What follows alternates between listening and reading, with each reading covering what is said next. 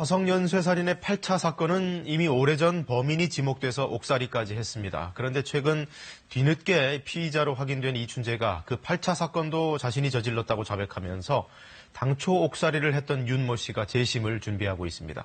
경찰도 이춘재의 진술 가운데 진짜 범인만 알 수 있는 내용이 있다며 그 신빙성을 높게 보고 있습니다. 김유대 기자가 보도합니다.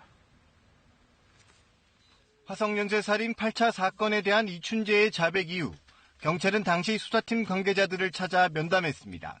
8차 사건 범인으로 지목됐던 윤모 씨가 고문과 가혹행위 때문에 억울한 옥살이를 했다고 주장한 상황. 경찰의 면담 대상에는 윤 씨가 언론 인터뷰에서 자신을 겁박한 경찰로 지목한 장모 형사, 최모 형사도 포함됐던 것으로 전해졌습니다. 이들은 경찰과의 면담에서 고문 의혹을 부인했습니다. 국가수의 방사성 동의원소 분석 결과로 윤 씨가 범인으로 특정됐던 만큼 고문으로 자백을 받아낼 이유가 없었다는 겁니다. 하지만 경찰은 8차 사건에 대한 이춘재의 자백 중에는 범인만이 알 수 있는 사실 등 유의미한 진술도 있다며 당시 수사에 문제가 있었는지 확인하겠다는 입장입니다. 8차 사건 당시 윤 씨 채모에 대한 국가수의 방사성 동의원소 분석 결과에 오류가 없는지 우선 재검증을 의뢰했습니다.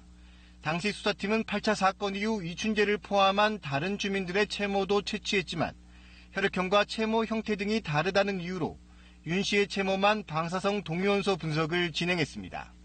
이런 가운데 약촌 거리 살인사건 등의 재심으로 잘 알려진 박준영 변호사는 윤 씨의 재심을 맡기로 했습니다.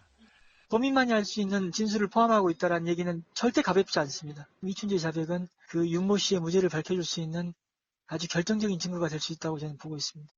박 변호사는 오늘 윤 씨를 직접 만나 본격적인 재심 준비에 들어갈 예정입니다. KBS 뉴스 김유대입니다.